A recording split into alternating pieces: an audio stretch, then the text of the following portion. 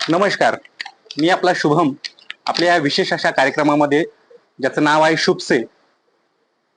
आपल्या या कार्यक्रमाचा मुख्य उद्देश असा आहे की समाजातील विविध क्षेत्रातील यशस्वी लोकांची जीवनगाथा, संघर्षगाथा आणि संकटांवर कशा पद्धतीने मात करून यश मिळवायचं असतं हे आपल्याला त्यांच्या तोंडून ऐकवायचं आहे आणि ऐकून त्यांचा अनुभव आपल्या आयुष्यामध्ये यश मिळवण्यासाठी करायचं. म्हणूनच घेऊन आलो हे थोडा तिखट, थोडा गोड आणि थोडा कडवट, ज्याचं नाव आहे शुभसे. आपल्या या शुभसेच्या मंचावर प्रमुख पाहुणे म्हणून आज आलेले आहेत एक रांगडं व्यक्तिमत्व, शेतकऱ्यांचे कैवारी, लातूर जिल्हा वकील मंडळ हे त्यांच्या नावाशिवाय पूर्ण होऊ शकत नाही. महाराष्ट्र गोवा परिषदेचे सदस्य आणि त्याहूनही सगळ्यात मोठं महाराष्ट्र विकास आघाडी पक्षाचे सन्माननीय अध्यक्ष ऍडव्होकेट अण्णारावजी पाटील साहेब. अण्णा, आपलं या कार्यक्रमामध्ये हार्दिक हार्दिक स्वागत. कार्यक्रमाला चालू करूयात. चला. कार्यक्रमाचा सर्वात महत्वाचा प्रश्न मी आता आपल्याकडे विचारतोय विचार. की अण्णा, आपल्या मूळ गाव कोणतं? माझं मूळ जन्मगाव चाकूर तालुक्यातील नळेगावच्या बाजूला असलेलं हटकरवाडी म्हणून माझे एक 100 घराच्या वस्ती असलेलं गाव आहे. बर. तिथं माझा जन्म झाला. लहानपण माझं तिथं गेलं आणि 10वी पर्यंत शिक्षण मी नळेगावला जवळपास 5 किलोमीटर दररोज जाणं येणं करून मी शाळा शिकली. त्याच्यानंतर मी 10वी पास झाल्यानंतर मी उदगीरला हौगी स्वामी महाविद्यालयामध्ये शिक्षण घेण्यासाठी गेलो. तिथे 2 वर्षे कंप्लीट केले. त्याच्यानंतर मात्र मी लातूरला शिक्षणासाठी आलो. लातूरला बसवेश्वर कॉलेजमध्ये मी ऍडमिशन घेतलं फर्स्ट इयरला आणि मग मी तिथं 3 वर्ष राहिलो. 3 वर्षामध्ये मी 2 वेळेस स्टुडंट्स काउन्सिलचा अध्यक्ष आणि सेक्रेटरी राहिलो बसवेश्वर कॉलेज विद्यार्थी कल्याणच्या सांस्कृतिक कार्यक्रमामध्ये. त्याच्यानंतर मग तिथून ग्रॅज्युएट झाल्यावर मी 1 वर्ष सिम्बॉसिस लॉ कॉलेजला पुण्याला ऍडमिशन घेतलं. पण तिथलं वातावरण मला सूट नाही झाल्यामुळं परत मी दयानंद कॉलेजला आलो आणि मग दयानंद कॉलेजला लॉची डिग्री घेतली. मीन व्हाईल मी MA फिलॉसॉफीला ऍडमिशन घेतलं होतं बसवेश्वर कॉलेजमध्ये. त्याचे 2 वर्ष कंप्लीट केले मी. आणि पण काही तांत्रिक अडचणीमुळे मला सेकंड पार्टची परीक्षा देता आली नाही फिलॉसॉफीची. पण परीक्षेमध्ये नेमकं मी आजारी पडा आणि तेव्हा ते अपूर्ण राहिलं माझं MA ची डिग्री. पण एज्युकेशन माझं पूर्ण झालं MA. असा हा माझा एज्युकेशनल प्रवास आहे. आणि मी 1985-86 ला लॉची सनद घेतली. आणि मग तेव्हापासून मी वकिलीत आहे. आता हे तुम्ही जे एज्युकेशनल आणि मूळ गाव हे सगळा जो प्रवास सांगितला आपला, त्याच्यामध्ये थेट प्रश्न की वकिली ही कसं निवडली, आपण कशामुळे निवडली, आपलं या क्षेत्रात येण्यामागचं काय असं कारण? आवड आहे की निवड आहे किंवा आपल्या आयुष्यात करायचं म्हणून केलं ते? नाही, करायचं म्हणून केलं नाहीये. खरं म्हणजे शेती घरी असल्यामुळं आमचं शिक्षणाकडे लक्ष नव्हतं. पण माझे वडील 10वी पास होते जुनी. ते काय म्हणायचे की शिक्षण घ्या, शेती तर आहेच. एवढं सुद्धा म्हणायचे आम्ही काही दारुडे नाहीये शेती विकणारा करणारा म्हणून तुम्ही शेतीकडे लक्ष घालायला. शेती तुमचीच आहे, तुमच्यासाठी राहणारच आहे. पण हे वय पुन्हा येणार नाही शिक्षण घ्यायचं. ते आधी शिक्षण घ्या. आणि शिक्षण घेऊन तुम्ही, आमच्या वडिलांची इच्छा होती की मी वकील व्हावं म्हणून. वडिलांची इच्छा होती वकील व्हावं म्हणून. मी जेव्हा ग्रॅज्युएटला होतो, ग्रॅज्युएटला लॉला एज्युकेशन, माझं लॉचं एज्युकेशन चालू असताना मला वाटतं की त्यावेळेस माझे महाराष्ट्राचे मुख्यमंत्री शरद पवार होते. आणि मग शरद पवारने मला जिंतूरचे भांबळे म्हणून त्या काळातले मिनिस्टर होते आणि सारोळ्याचे देशमुख त्यांची मेहुणी होते. आणि सारोळ्याचे देशमुख आणि आमचे मामा रेणापूर माझा आजोळ होता. आजोळ आहे आपलं रेणापूर. हा, तर रेणापूरचे मामा शंकरराव हाके हे मित्र असल्यामुळे आणि ती त्यांची मेहुणी असल्यामुळे मग माणिकराव भांबळेच्या माध्यमातून शरद पवार पर्यंत मी डायरेक्ट मला घेऊन गेले. त्यावेळेस महाराष्ट्र पोलीस सर्व्हिस कमिशन होतं, पब्लिक सर्व्हिस कमिशन नव्हतं त्यावेळेस. महाराष्ट्र पोलीस सर्व्हिस कमिशन असल्यामुळे मुख्यमंत्र्याला आणि सरकारला तेवढे अधिकार होते की पोलिसाला सांगून इन्स्पेक्ट करायचं, इन्स्पेक्टर किंवा भरती करायची त्या काळामध्ये अधिकार होते त्यांना. अधिकार होते. तर त्या काळामध्ये शरद पवारनी मला बघितलं सिलेक्ट केलं आणि माझी शिफारस सुद्धा केली त्यांनी आणि त्या अनुषंगाने मला नोकरी ती प्राप्त सुद्धा म्हणजे माझं सिलेक्शन झालं. पण माझी इच्छा झाली नाही बिलकुल. कारण एक जन्मताच एक स्वभाव माझा असा होता की आपल्याला मुक्त स्वातंत्र्यानं जगायचं, कुणाच्या बंधनाखाली जगायचं नाही, हे माझा उपजत गुणधर्म. गुण की रोज जायचं, मग सही करायची नोकरीवर, मला कोणतर वरिष्ठांनी विचारावं, हे करावं ते करावं किंवा मला दाब दडप सही करावं माझ्यावर, ह्या स्वभावात मी मॅच होणारा नव्हतो. कारण मला एक स्वतंत्र विचारधारा असणारा होतो आणि वडिलांची पण हीच खात्री, वडिलांचा पण हाच एक आधार होता की ते सुद्धा असं म्हणायचे की तुम्ही स्वतंत्र व्हा, स्वतःच्या पायावर उभं राहा, पण कुणाचे बटीक होऊ नका किंवा कुणाचे हाताखालचे ताटाखालचे मांजर व्हायचं नाही, अशा पद्धतीने जगायला शिका, असे आमचे वडील सांगायचे. त्यावेळेस त्याचं गांभीर्य आम्हाला कळालं नाही वडिलांचं सांगण्याचं, पण ते आता दैनंदिन जीवनामध्ये आम्हाला कळते. आणि मग मी ती नोकरी सोडली, ट्रेनिंगला गेलो नाही, मी नाही जायचं म्हणून. घरचे मला खूप रागावले, चुलते वगैरे माझे खूप रागावले घरचे. आता बघ म्हणावं कोर्टात जाऊन कोर्ट देवायला पैसे मिळतात का, वकिली चालतेच का, एवढं सोपं आहे का वकिलीचं, असं तसं मला म्हणाले. मी म्हणलं मग आता माझं नशीब माझ्यासोबत, नोकरी तर नाकारली पण बघूया आता काय होतं ते म्हणून पुन्हा वकिलीत आले. त्याच्यानंतर मग वकिली वडिलांची इच्छा होती, वडिलांनी मला नोकरी लागायला, मी नोकरी नाकारल्यावर वडिलांनी मला किंचित सुद्धा रागावली नाहीत, कारण त्याला बी त्यांची पण इच्छा नव्हती, पण ते मामाच्या आग्रहास्तव मला गेलो होतो. मग गेले तर गेले, काय हरकत नाही म्हणले, वकिलीच व्हा म्हणले तुम्ही आणि वकीलच व्हायचे तुम्हाला, असं म्हणून त्यांनी आग्रह केल्यामुळे पण वकिलीकडे म्हणजे आणि मग वकिली सुरुवात केली. म्हणजे हा असा एक प्रवास आहे, नोकरी सोडून तुम्ही वकिली क्षेत्रामध्ये आलात. मध्यंतरीच्या काळामध्ये माझं पायलट म्हणून सिलेक्शन झालं होतं. अरे वा, पायलट म्हणून पण आपण सिलेक्शन झालं होतं. बिदरला होतो मी, बिदरला इंटरव्ह्यू होत्या. आम्ही मला जवळपास 500 मुलं आले होते. 500 मुलांमध्ये आम्ही 5 मुलं त्यांनी बाहेर काढले. त्यामध्ये मी एक होतो आणि वडवलचा एक मुलगा होता, लिंगायताचा होता, काय नाव आठवत नाही. असं दोघं आम्ही महाराष्ट्रातले झालो होतो. बाकी तिकडे 5 मुलं त्यांनी. पण या सगळ्यामध्ये माझी इच्छा होती पायलट व्हायची, पायलट म्हणून जावं म्हणून. पण घरचे म्हणाले विमानात, तर त्या काळात विमानात फिरायचं म्हणजे ते रिस्क वाटायचे. ते म्हणायचे की मग नको, तुला नको, बाकी काही बी करता येईल म्हणजे, आपल्याला काय नोकरी करायची गरज आहे का, असं तसं म्हणले. आणि मग जेव्हा कॉल आला, तो कॉल मला हातात पडू दिला नाही ते, आणि मग वेळ निघून गेल्यावर मला ती कॉल मला दाखवली आणि नंतर पुन्हा तुमची वकिली सुरुवात. मग वकिलीकडेच मन कॉन्सन्ट्रेशन वकिलीकडे केलं आणि मग वकिलीच करायचं हा निश्चितपणानं आम्ही ते ठेवलं आणि मग वकिलीला सुरुवात केली. ह्या सगळ्या वकिलीच्या आणि कॉलेजच्या जीवनामधील काय, म्हणजे समजा तुम्ही आता म्हणल्याप्रमाणे दयानंद विधी महाविद्यालयामध्ये तुम्ही डिग्री घेतली आहे लॉची, तिथं काही मजेदार किस्से, कारण बसवेश्वर कॉलेजमध्ये तुम्ही ऍज अ काउन्सिल म्हणून रिप्रेझेंट केलं, इकडं काय तुम्हाला मजेदार किस्से तुमच्या काउन्सिलिंग सेक्रेटरी होण्यामागचं, अशी काही घटना जी की आम्हाला ते ऐकायला छान वाटत? नाही, दयानंद कॉलेजला मी काही जास्त विद्यार्थीच्या चळवळीमध्ये भाग घेतला नाही मी. अतिशय म्हणजे चांगलं खेळीमेळीच्या वातावरणात झालं. आम्ही खरं कॉलेजच्या लाईफ म्हणजे मित्र मैत्रिणीच्या सहवासात आमचं जीवन पूर्ण गेलं. आता जे तुम्ही म्हणतात ना बॉयफ्रेंड गर्लफ्रेंडची संकल्पना आहे ना, त्यावेळेस आमच्याकडे मित्रांची कल्पना होती.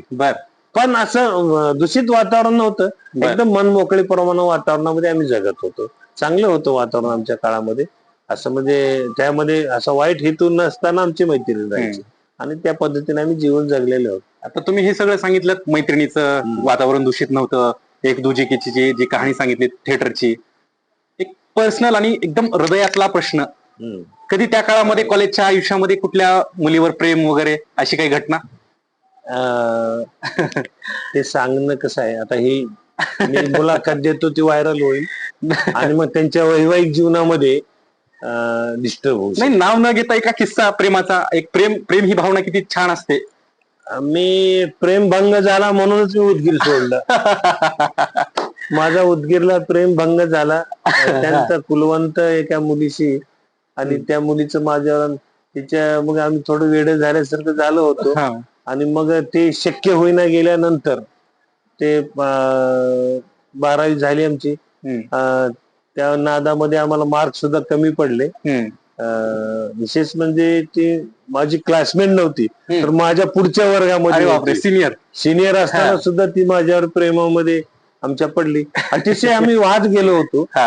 पण हे मी सुट्ट्याला गावाकडे तर आलो नव्हतो त्यामुळे तिच्या प्रेमामुळे. होय होय. आणि मग ते असं भंग झालं. ती तिचे आई वडिलांनी तिचं हे सगळं दिसल्यानंतर जबरदस्ती तिचं खोलीत कोंडून लग्न वगैरे केले. केल्यानंतर मग मी आता तिथं राहण्यात मतलब नाही म्हणून उदगीर सोडून इकडे आलो. बर बर. म्हणजे तुमचाही देखील एका मोठ्या व्यक्तिमत्वाचं पण प्रेम हा प्रेमभंग. कसं आहे, प्रेम हे वाईट नाहीच आहे. कोण म्हणते त्या प्रेमाला वाईट आहे म्हणून? बरोबर.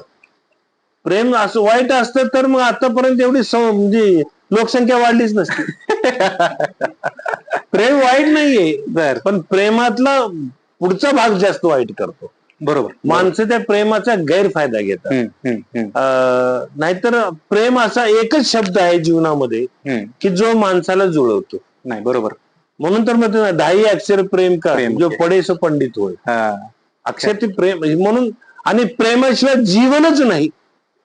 मग ते आईचं मुलावर असेल, आईचं प्रेम मुलीवर असेल, वडिलांचं मुलावर असेल, बहीण भावाचं प्रेम असेल. प्रेम हा शब्द वगळून जीवन अपूर्ण आहे. बरोबर. हे प्रेमाशिवाय जीवन जगताच येणार नाही. म्हणून प्रेम हा सगळ्यात मोठा जगण्याचा स्त्रोत आहे माणसाच्या. आणि तो त्याला आपण निश्चितपणानं दाद दिली पाहिजे. मी गावात कधीच आतापर्यंत पाटील म्हणून जगलोच नाही किंवा पाटलाचा मुलगा आहे, अंतरानं राहायला पाहिजे, दूर राहिलं पाहिजे असं काहीच नाही. मग गरीबातला गरीब असेल, जातीतला असेल, परजातीतला असेल किंवा खालच्या जातीतला असेल, सगळे आम्ही मिळून मिसळूनच राहायचं. ते माझे मित्र खरे म्हणजे. आणि त्याच काळामध्ये मी RSS मध्ये होतो. बर.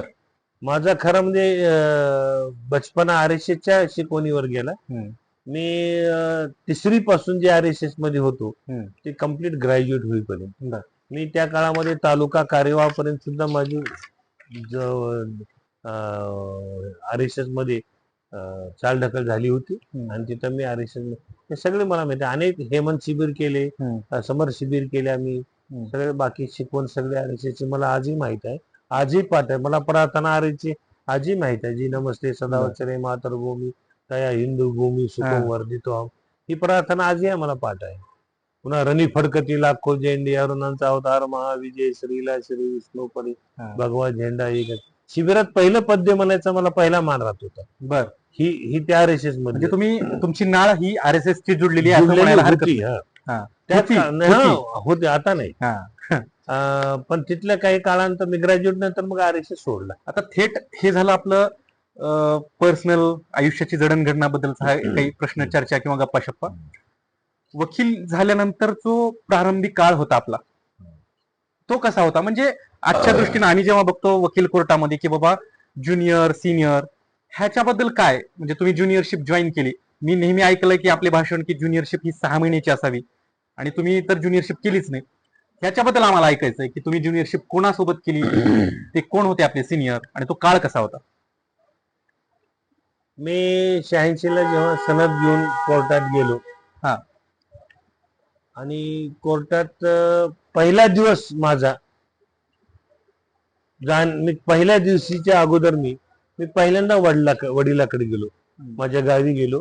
कारण आज पहिला दिवस कोर्टात जायचे म्हणून मोटरसायकलवर जाऊन त्यांचा आशीर्वाद घेऊन यावा म्हणून गावी गेलो. घरी मग तिथं आईने चहा वगैरे शुभ शकून मला दिला आणि मग आई वडिलांचं दर्शन घेतलो. पण एक निश्चित आहे वकिलीमध्ये, ज्यांचं काम मी हातात धरले, ज्यांची फीस मी घेतो, त्यांचं काम माझ्या सतसत विवेक बुद्धीला समरून अत्यंत इमाने इतबारे प्रामाणिकपणे काम करणे हे माझ्या व्यवसायाचं खरं सूत्र आहे. बर. आणि मी ते करत आलो, ते पाळत आलो आणि त्याच पद्धतीने मी आजपर्यंत चालत आलो. म्हणून मी जेव्हा पहिल्यांदा तिथून वडिलांनी हे उपदेश दिल्यानंतर अधूनमधून परत आणखीन मी जायचं पण उपदेश द्यायचे, पण प्रमुख मला ज्या दिवशी पहिल्या दिवशीच्या महत्त्वाचे उपदेश. उपदेश होते ते माझ्या आतापर्यंत विस्मरणात ना आजही क्षणामध्ये ते आठवतात. विस्मरण झालं नाही त्याचं आधी. आणि म्हणून मग आल्यानंतर मी माझा कॉलेज लॉ कॉलेजचा मित्र आमचे व्यंकटराव बेदरे असतील, बळवंत जाधव असतील, आमचे श्रीराम देशपांडे असतील, असे अनेक मित्र माझी क्लासमेट होती चांगली. या मित्रांनी मला म्हणजे प्रोत्साहित करून मग वकिली सुरुवात केली. आमचे मित्र जैनकडे गेले, बेदरे साहेब जैन वकिलाकडे त्यांनी ज्युनियरशिप करायची म्हटली आणि मी माझं उशिरा रजिस्ट्रेशन झाल्यामुळं मग मी नंतर आलं तर विचारलं आमच्या बेदरेला की कोणाकडे ज्युनियरशिप करायची. मी त्या वकिलांचं नाव घेत नाही, मला त्यांच्याकडे चल तुला आपण ज्युनियर म्हणून त्यांना विचारून घेऊन त्यांच्याकडे राहा म्हणले. मला गेलो आम्ही, नाव घेणार नाही मी. बिलकुल. गेल्यानंतर त्यांच्या ऑफिसमध्ये बसलो. मग बसल्यानंतर ते आमचं असं बोलणं चालू होतं, ज्युनियरशिप म्हणून असं येतोय जातोय करावं असं तसं. माझ्याबद्दल व्यंकट बोलत होता. दरम्यानच्या वेळामध्ये त्यांच्या वकील साहेबांच्या सुविद्य पत्नी मला आल्या आणि माझ्याकडे 10 रुपये देऊन काड्याची पेटी घेऊन ये म्हणून सांगितलं. अरे बाप. मग काड्याची पेटी इकडच आणि 10 रुपये बी इकडेच आहेत. मी पुन्हा तिकडे परत गेलो नाही. माझा स्वाभिमान दुखवला. बरोबर. कारण मी वकील म्हणून घरी त्यांच्या आलोय आणि त्यांनी मला काड्याची पेटी आणा म्हणून सांगितलं. बरोबर. ज्युनियर बरोबर. खरं माझं चुकलं ते. तिथं असं नाही वागायला पाहिजे, पण त्यावेळेस जरा जोश होता. नाही कॉलेजमधून नगदी वकील झाले. वातावरण अंगात घुसल्यावर गुंडागर्दीचं वातावरण होतं, स्वाभिमान होता. त्याच्यामुळं मग ते मी काही केलं नाही आणि मी काही तिकडे गेलो नाही. आणि पुन्हा मग आमचे भगवानराव देशपांडे, आमचे मित्र वडला संजय देशपांडे, जे की आता रशियन लँग्वेजचे डीन आहेत बॉम्बे युनिव्हर्सिटीमध्ये, ते त्यांचे वडील, आम्ही दोघं मित्र होतो कॉलेजमध्ये. संजय देशपांडे असतील, आळंदकर असतील, भोसले असतील, असे आमचे कॉलेजमधले बरेच मित्र होते. ते सगळे होते.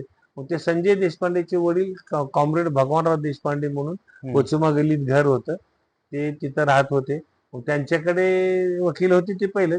पुन्हा मला असं वाटलं की त्यांच्याकडे पण जावं, पण ते फक्त लेबर कोर्टातच करत होते.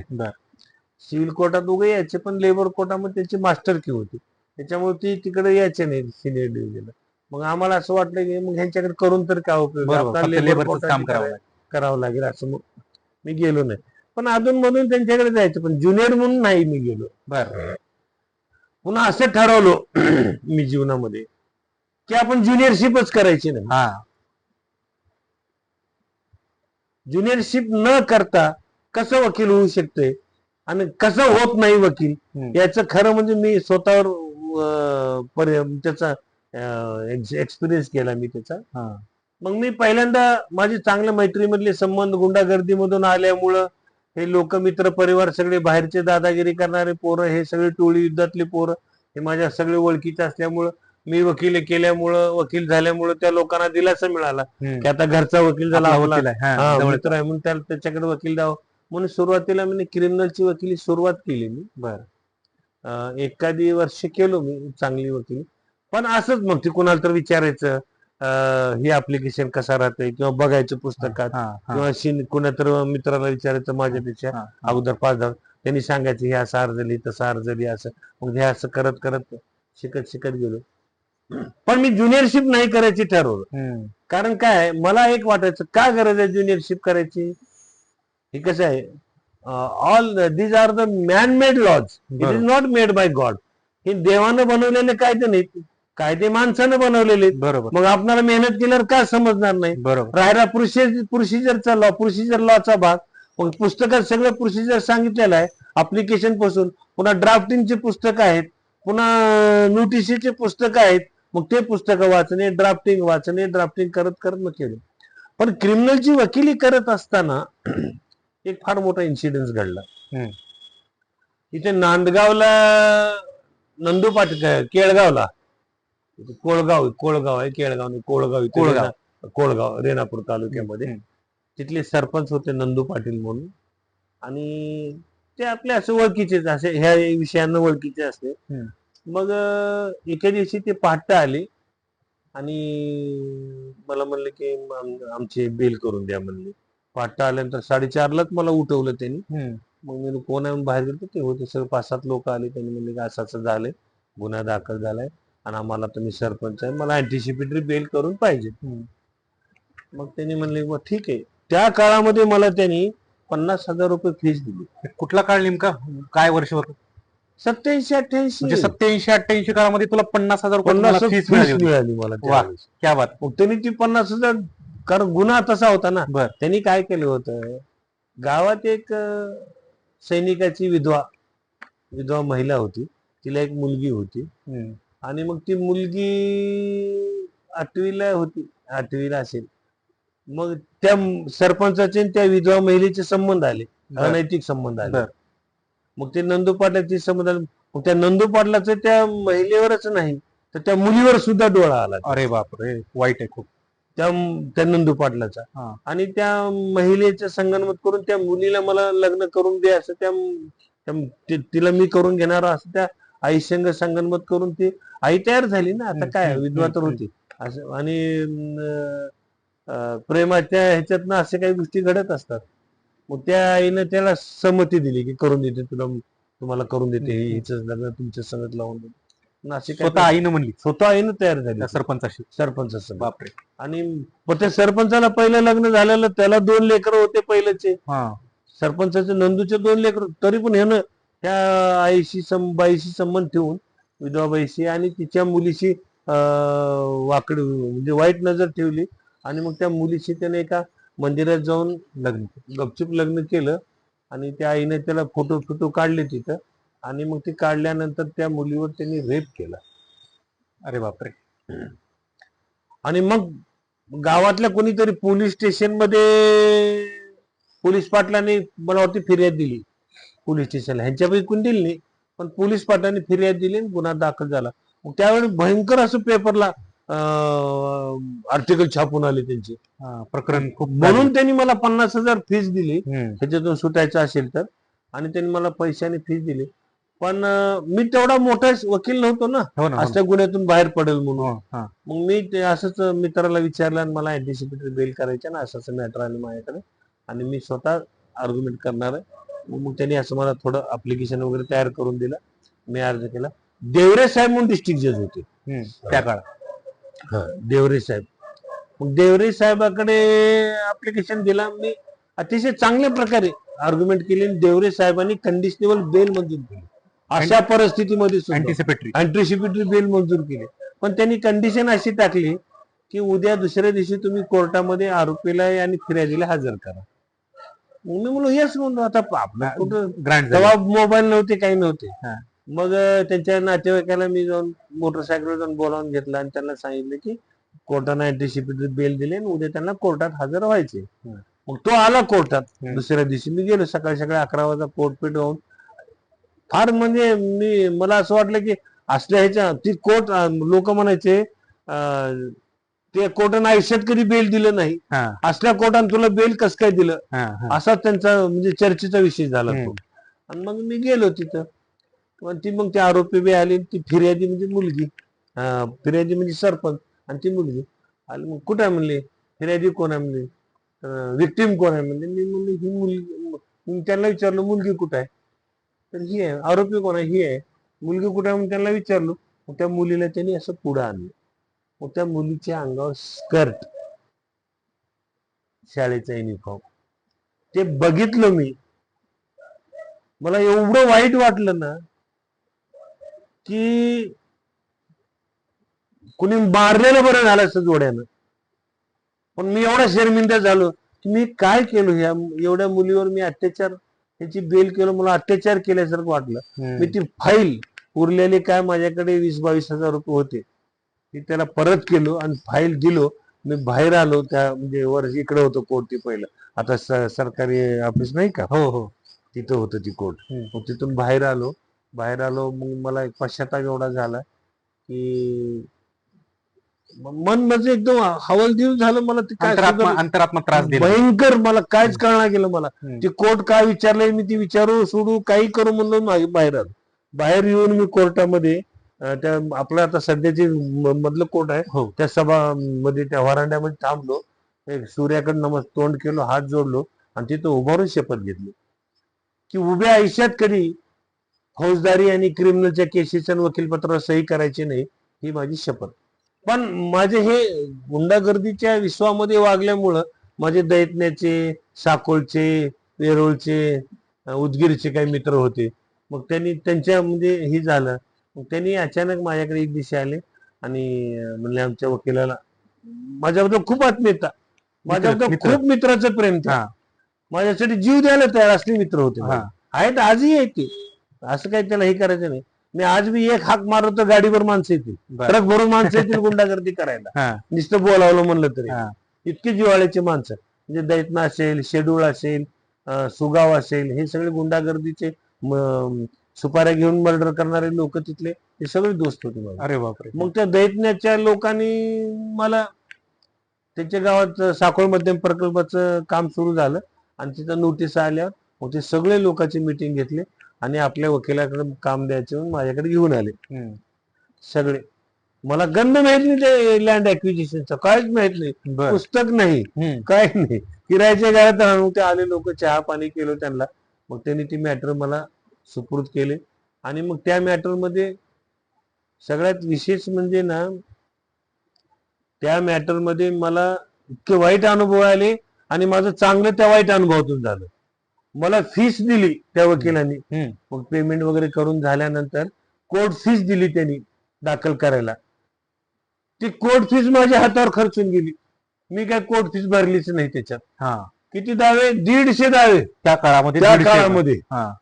150 दाव्यामध्ये मी कोर्ट फीस न भरल्यामुळं मग आमचे जे सिनियर वकील होते लँड ऍक्विजिशन मध्ये प्रॅक्टिस करणारे, त्यांनी मग त्या भूसंपादन अधिकाऱ्याला हाताशी धरून, त्याचे एवढे एकदम मॅटर आले, ते लय मोठा वकील होईल, आरबाचा हुंडा येईल, झोपडी घेऊन जाईल, आपल्याला वकिली करू देणार नाही, असं तसं म्हणून त्यांनी त्या अधिकाऱ्याला सांगून ती माझे दावे डिसमिस करायला लावले. त्याने रिजेक्ट केलं, मला नोटिसा पाठवलं, लोकांना पाठवलं. मग ती लोक आले, तुम्हाला तर आम्ही फीस दिल्यावर भरलो का बरं नाही, असं म्हटल्यानंतर आता काय उत्तर देऊ त्यांना. बरोबर, माझ्याकडून चूक झाली, मी भरलो नाही, पण मी तुम्हाला ह्याच्यात हायकोर्टात नेतो आणि ते दावे मंजूर करून आणतो आणि माझे मी पैसे भरतो, तुम्हाला मागणार नाही, असं म्हणलो. मग ते सगळे दावे घेतले, हायकोर्टात घेतलो. हायकोर्टात साखळकर वकील लावला, साखळकरने ते दावे मंजूर केले. देव नावाचा एक स्टेनो होता, तो आमचा दोस्त झाला हायकोर्टामध्ये. मग ते दावे मंजूर केले, मंजूर करून खाली आणले. खाली आणल्यानंतर फीस भरायची, 1.5 लाख रुपये फीस भरायची होती. मग ती फीस कशी भरायची, पैसे तर नव्हते ना, ज्युनियरशिप मध्ये कसं करणार. बरोबर. मग हिप्परकर, ऍडव्होकेट हिप्परकर हे पीपल्स कोऑपरेटिव्ह बँकेचे चेअरमन होते आणि अतिशय चांगला माणूस बरं का. मग त्यांच्याकडे आपलं दुःख कुणाला तर सांगितलं पाहिजे, साहेब मला असाचे एवढे मॅटर आहे, त्याच्यात कोर्ट फीस भरायची राहिले आणि लोकांनी दिली होती, माझ्या हातून खर्चले आणि माझ्याकडे आता पैसे नाही, तुम्ही मला बँकेतून कर्ज द्या, मग मी पैसे तुमच्या आल्यावर पैसे देतो आणि वाटलं तर तुम्हाला सुद्धा टक्केवारी देतो म्हणालो. त्यांनी म्हणले टक्केवारी वगैरे काही नका, तुला मदत करू म्हणजे. प्रेमळ, पण ते तुझं बजेट येईल तर आम्हाला आमच्या बँकेला डिपॉझिट दे म्हणून, मी निश्चित देतो म्हणून सांगितलं. मग त्यांनी दिले मला 2 लाख रुपये माझ्यावर कर. काही न लिहून घेता हातावर लिहून देऊन सांगितले मॅनेजरला, त्यांना 2 लाख रुपये देऊन टाका म्हणून. अरे बापा, इतका मोठा माणूस. कारण माझ्या बोलण्यावर त्यांना विश्वास, मी खरं बोललो ना, खोटं बोलत नव्हतो ना मी, जे आहे ती परिस्थिती सांगितली मी त्यांना. मग त्यांनी 2 लाख रुपये मला दिले. मग ती आणली, फीस भरली आणि ती दावे कोर्टात गेली. दावे कोर्टात गेल्यानंतर मग आता ते चालवायचे कसे, अनुभव नाही ना. मग त्याच्यातून ह्याच्यातून बाहेर पडल्यानंतर हे सगळे आमचे जे LR मध्ये प्रॅक्टिस करणारे सिनियर, सिनियरला अवघड वाटू लागलं. 150 मॅटर 150 मॅटर हा. नाही, दुसरे आणखीन 100 मॅटर वाढतच गेले पुन्हा मॅटर. नाही, त्याच्यातले 100 होते. हा. 150 मध्ये फीस भरलेली होती. बर हा हा हा मग ते मॅटर चालू. आणि मग तेव्हापासून लँड ऍक्विजिशन माझं सगळं झुकलो मी. हा. मग एवढे मॅटर आहेत, एवढे चांगले पुढे भविष्यात पैसे येतील असं तसं म्हणून टक्केवारी वगैरे ठरवून घेऊन हे सगळं काम सुरू झालं. आणि मग पुढे सुरू तुम्ही झालं, असा त्याच्यात प्रवास सुरू झाला वकिलीतला. Land acquisition. लँड ऍक्विजिशन मध्ये कडे कम्प्लीट झुकून घेतलं मग. हा, हा. आणि मग तिथं सुरू केलं आम्ही. ठीक. ते सगळं सुरू असताना हा. बरेच मध्ये सुद्धा काय बरेच अनुभव आले. बर. मध्यंतरी एक कोर्ट आलं, मग आयनापुरे नावाचं कोर्ट आलं. मग आयनापुरे आल्यानंतर लोकांची अशी चर्चा होती बाहेर की आयनापुरे पैसे घेऊ लागले, टक्केवारी घेऊ लागले, निकाल देऊ लागले म्हणून. अरे बापरे. मग म्हणलं आपल्याकडे टक्केवारी द्यायला पैसे नाहीये, आपण काय त्याच्याकडे जाऊच नाही म्हणून म्हणलो. जाऊच नाही म्हणलं तर आम्ही गेलो नाही मग त्याच्याकडे. मग त्यांनी ती मॅटर माझे बघितले, प्लिडिंग्स माझ्या बघितल्या. कारण मी 10-5 LR रेफरन्स पिटिशन वाचून स्वतःच्या मनानं प्लिडिंग तयार केल्या होत्या. कारण ते मला माझं MA फिलॉसॉफी होतं आणि ग्रॅज्युएटला माझं जिओग्राफी, अर्थशास्त्र आणि फिलॉसॉफी होतं. त्याच्यामुळं मला त्या विषयामध्ये खूप असंही होतं, एक्सपर्ट होत त्यांना. मग त्यानं ती दावे फिळे तयार केलेले बघितले वाचून. आणि मागणी जास्तची मागणी होती ना माझी. मी 4 पट नाही तर 10 पट मागणी केली होती मिळालेल्या पैशापेक्षा. मग ते आयनापुरात ती मॅटर वाचल्यानंतर त्याला वाटलं की ही मॅटर बरोबर आहे. तो कोल्हापूरचा होता, त्याने आपल्याकडल्यासारखे दावे तयार केला म्हणला. मग त्यांनी चपराशाला पाठवून मला बोलावून घेतलं. बोलवून घेतलं तुम्हाला? बोलावून घेतलं चेंबरमध्ये. हा. आणि चेंबरमध्ये बोलावून घेतल्यावर मला म्हणले कुठे फिरतो गोऱ्यासारखा म्हणून म्हणलं. म्हणजे हक्कानं बोल. बरोबर सिनियर म्हणून.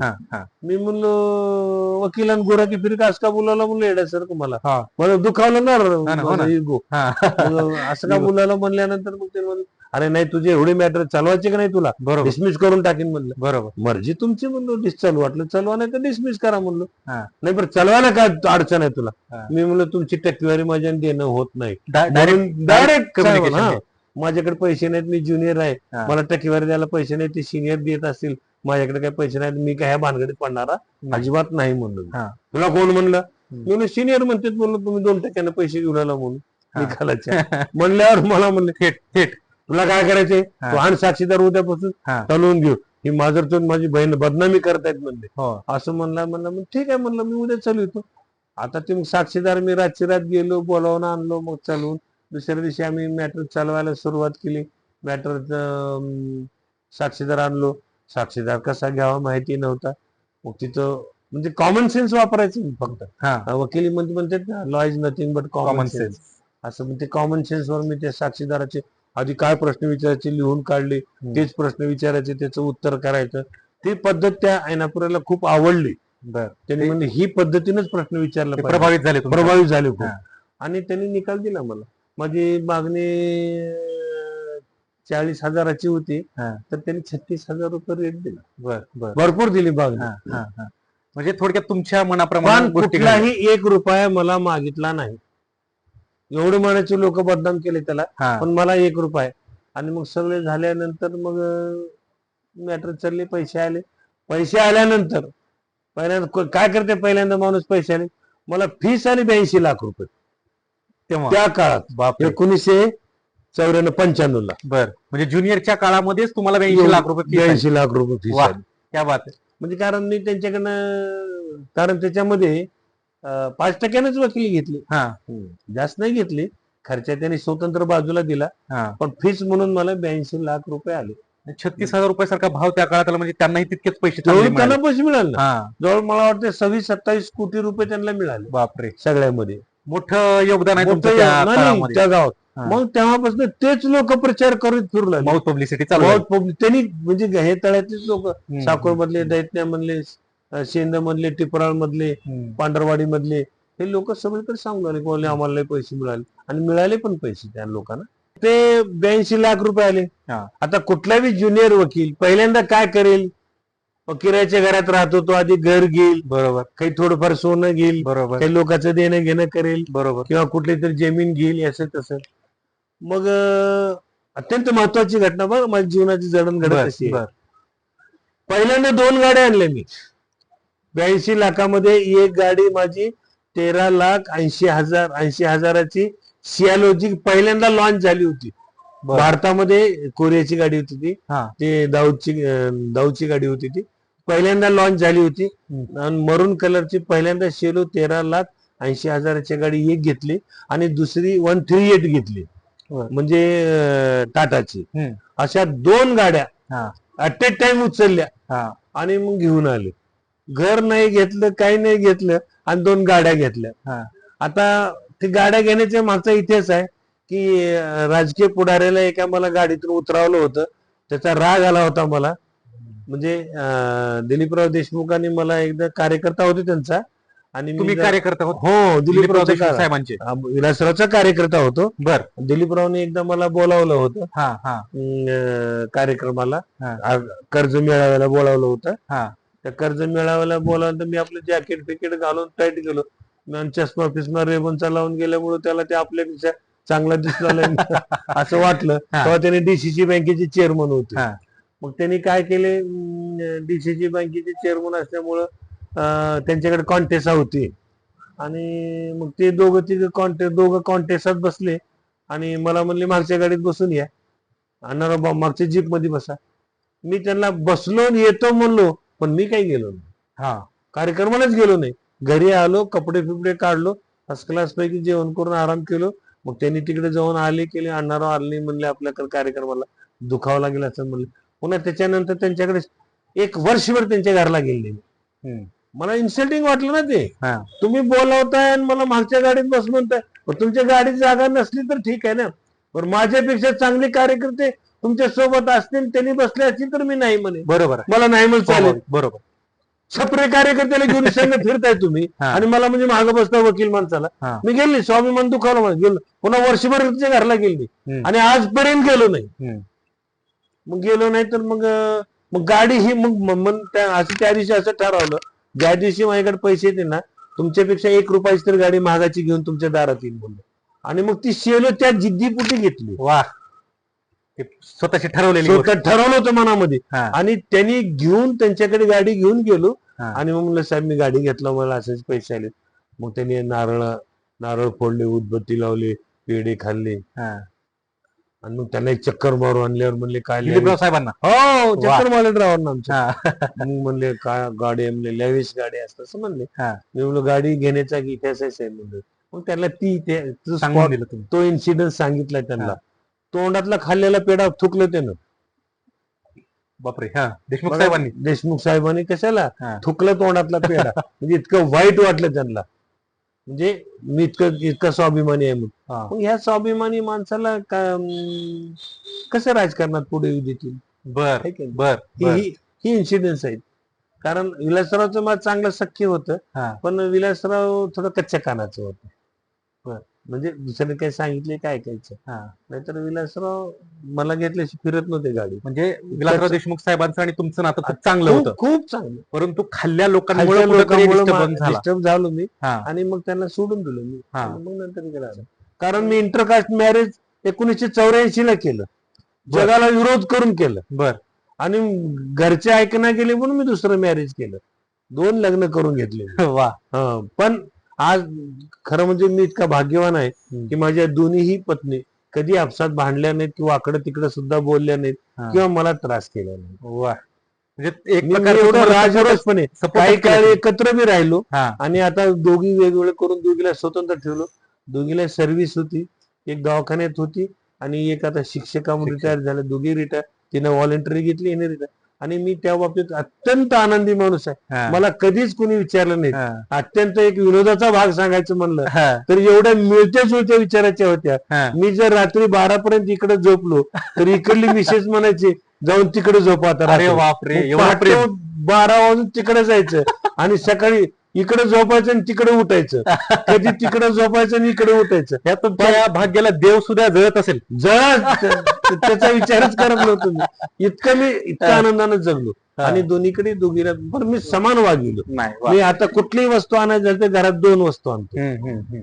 मी त्या दोघीला 2 गाड्या घेतलो मी, हम्म, मारुती कार. हम्म. एक घेतलो नाही, 2. दोघीला स्वतंत्र गाड्या, दोघीला 2 गाड्या घेतल्या. प्रश्नचिन्हच उपस्थित नाही. उपस्थित नाही. हा. गोल्ड घेतलं दोघीला, किलो गोल्ड तो घेऊन दिलं. वा वा वा. साड्या घेतल्या 2 एका सोयऱ्यानं मला विनोदानं सांगतो, एका सोयऱ्याने एकच साडी आणलं. हा. म्हणजे एका मिसेसच्या नातेवाईकाच्या घरी लग्न होतं, हा, इकडल्या त्यांनी मला नातेवाईकात. एकच साडी आणली. हा. त्याची साडी फेकलून म्हणलो घरात भांडण लावायसाठी पटकन आणलीस का म्हणलो, घेऊन जा म्हणून वापस. आणि घेऊन गेलं त्यांनी ती. द्यायचं तर 2 साड्या द्यायचं. हा. मग तिच्या नातेवाईकांना असो की तुझ्या नातेवाईकांना बर, एक साडी आणायची नाही. म्हणजे तुम्ही दुजाभाव केलाच नाही कुठे केलाच कसल्या नाही. बाबतीत. मग ते परत त्याच्यानं सगळ्या सवय लागली. सगळेजण पुन्हा आता आणली तर 2-2 साड्याच आहेत. वा, म्हणजे ती परंपरा झाली. परंपरा सगळ्या झाली. आपल्या नातेवाईकामध्ये समाज इकडे असं. अण्णाकडे जायचं म्हणजे 2 2 साड्या लागतात. जायचं. जरा बोलवायचं अण्णाला म्हणजे हा. 2 साड्याच बोलवायचं. हा. मूळ पत्रिका दिली की 2 साड्या. हा. असं ह्या पद्धतीने मी राहिलो. आता म्हणून हे मला तुम्ही- काही त्रास नाही तुम्ही झाला. म्हणलात की 2 लग्न केलं हे सगळं समाजाचा प्रॅक्टिसचा काही त्याच्यावर प्रभाव अं, की नाही मी बाबा ह्यांनी नुसतं तर 2 लग्न बायका केलो बरं का, हा, की मला एवढा विश्वास होता की खरं म्हणजे आपल्या कायद्यानं 2 लग्न करतायत. प्रतिबंधी आहे आपल्याला, बरोबर प्रतिबंध आहे. बरोबर बरोबर. पण मी केलो. केलो. पण एवढंच केलो नाही, दोन्ही गॅजेटेड केलो. गॅजेट पब्लिकेशन झाले माझ्या लग्नाचे. हा हा हा, गॅजेट पब्लिकेशन करून केले येतात. हा. कारण त्यांच्या सर्व्हिसला नाव बदलायचे होते ना, बरोबर. म्हणून गॅजेट करून घेतलो. गॅजेट झाल्या हम्म. तरी कारण माहित होतं ना, गॅरंटी होती ना. हो ना. तक्रार कधी होईल 2 बायकाची, काहीतरी दोन्ही त्रास. पैकी एकीने तक्रार केली तर ते चव्हाट्यावर येईल. बरोबर. तक्रारच केलं नाही. म्हणजे म्हणून आजपर्यंत काही विषय झाला नाही. हा, त्यांचं तुमच्यावर प्रेम तितकंच होतं नाही, आणि त्या गोष्टी आणि कुठल्याही दोघीचंही. गोष्टीला- हा, एकमेकांवर. हा. त्यांनी वा. मला तळहातातल्या फोडासारखं जपलं. म्हणजे समाजाला, महाराष्ट्राला, देशाला तुमचं उदाहरण द्यायला पाहिजे या द्यायला. बाबतीमध्ये हा. की एवढं प्रेम, एवढा संसार चांगल्या पद्धतीने चालू शकतो. आणि कुठलीही तक्रार आज तागायत नाही. हा, तुमच्याप्रमाणे वारसा पुढे निघू शकतो. त्याची कॅपॅबिलिटी कोणामध्ये आहे? अतिशय तुम्ही अतिशय चांगला प्रश्न विचारला की जो मला विचारायला पाहिजे होता. माझ्या वकिलीत किंवा माझ्यात मी वारस निर्मिता नाही. वारस कुणीतरी यावं म्हणून मी धडपड करत नाहीये. माझ्या मुलाला मी इथपर्यंत शेतकऱ्याचा मुलगा लातूर जिल्ह्यापर्यंत वकिली करत आला, एवढा मोठा झाला. मी माझ्या मुलाला माझाच कित्ता गिरव असं म्हणणार नाही. माझ्या मुलानं माझ्यापेक्षा सुद्धा मोठं व्हावं, वारस होऊ नये, माझ्यापेक्षा मोठं झालं पाहिजे. म्हणून त्याला मी लंडनला माझ्या मुलाला शिकवायला पाठवलं. LLM लंडन मधून केला तो, आणि ह्युमन राईट्स वर केला, आणि तो आता इंटरनॅशनल कोर्टात अपीयरन्स देतोय. वा वा. जगाच्या म्हणजे न्यायालयामध्ये. लातूरसाठी एक मोठी अचिव्हमेंट म्हणायला हरकत मी वारसा म्हणलो का? नाही. अरे हे वारसा राहील नाही तर जाईल, ह्याचा काही देणं घेणं नाही मला. काय करणार मी? मागे गेलं कोणी चालविल नाही तर नाही चालविते, पण माझ्या मुलानं तेच कित्ता गिरवावं असं मी कधीच म्हणणार नाही. माझ्या मुलानं इंटरनॅशनल कोर्टामध्ये ह्युमन राईट वरची मॅटर तयार करून दाखल करावे आणि तिथंच लढावं. माझ्या मुलगी हायकोर्टात काम करते, जावाई करतो. एक मुलगी उस्मानाबादला, सोलापूरला काम करते. ही माझे वारस म्हणून निर्माण केली नाहीत मी. त्यांना शिकवून सवरून माझ्यापेक्षा मोठं व्हावं त्यांनी, सोडून दिलं. मैदानात सोडून द्यावं. माझा आशीर्वाद असणार आहे त्यांच्या पाठीशी, पण मीच हेच केलो. माझंच हे कित्ता गिरवत राहावं आणि आपलं खोऱ्यानं पैसे सावडीत राहावं असल्या विचाराचा आणणारा पाटील कदापि नाही. म्हणून महत्वाचा प्रश्न यासाठी म्हणतो की मी वारस नाही नेमला, वारस निर्माण नाही केला, पण माझा पुढचा वारस म्हणजे माझा पुढचा टप्पा राहील. मी इथपर्यंत आलो ना, ते जाते. मी त्यांना इथंच राहावं असं म्हणणार नाही. म्हणून वारसाचा मी कधी विचार करत नाही. मी वारस निर्माण करायचं तर माझ्यापैकी एखादी चांगला ज्युनियर असेल, माझ्यापैकी एखादी प्रामाणिक हुशार पोरगा असेल, किंवा माझ्यापैकी त्याला मी ह्या गादीवर बसेल आणि तू सांभाळ बाबा. काय विचार तू सांभाळ, तू चालव. आणि मी तर आता पुढे पुढे चालून एक फर्म काढण्याच्या भानगडीत आहे. मालकच नको, फर्म सगळे, मग सगळे ज्युनियर सगळे मालक त्याचे. मी काढणार आहे त्याचं, करणार आहे. कारण मी वारस आणि मला घराणेशाही याचा भयंकर तिटकार आहे. आता ह्याला जोडून एक प्रश्न, येणाऱ्या जी वकील पिढी आहे त्यांना काय संदेश द्याल तुम्ही सर? का वकिलाला आता सगळेजण सांगतात का नाही, सगळेजण सांगतात की मेहनत घेतली पाहिजे, अभ्यास केलं पाहिजे, ही केलं पाहिजे, ज्युनियरशिप मध्ये काम केलं पाहिजे, रोज उठून हे वाचन करत बसेल, नित्य नियमन हे करणं तर गरजेचंच आहे, केलंच पाहिजे. याच्या व्यतिरिक्त सुद्धा ज्युनियरनी कधीही वकिलीमध्ये खोटं न बोलता वकिली केली पाहिजे. तुम्ही एकदा खोटं बोलून एकदा 40,000 फीस घेताल, पण त्याचा प्रसार दुसरीकडे काय होतो, अरे खोटं बोलते. आणि जेवढी फीस घेताय तेवढं तुम्ही काम केलं पाहिजे. एकदा धोंडा महाराज देगलूरकर काय म्हणाले, आपण त्यांनी असं म्हणाले की तुम्ही विणा घ्या, पुकटाळ घ्या, कुटाळ, मर्दंग, भजन, पेटी, हरिनाम घ्या, हे करायची तुम्हाला अजिबात गरज नाही. कुणीच माणसाला गरज नाही. समजा एखादी प्राध्यापक आहे, पगार किती आहे? 1,00,000 पगार आहे. तर 1,00,000 पगाराच्या बदल्यामध्ये तो 1,00,000चं मुलाला ज्ञानार्जन करतो का? हे करा. तेच तुमची पूजा अर्चना सगळं काही आहे. आणि देव तिथंच आहे, तुम्हाला दुसरीकडे हुडकायची गरज नाही. 1,00,000 पगार घेता आणि शिकवीत नाही, शाळा बुडवून फिरताय, कॉलेज बुडवून फिरताय, ते तुम्हाला पापाचं धन येतं. ते पाप आहे तुमचं. तुम्ही जेवढे पैसे घेता, मोबदला घेता, तेवढ्या मोबदल्याच्या बदल्यामध्ये तुम्ही तेवढं शिक्षण दिलं पाहिजे.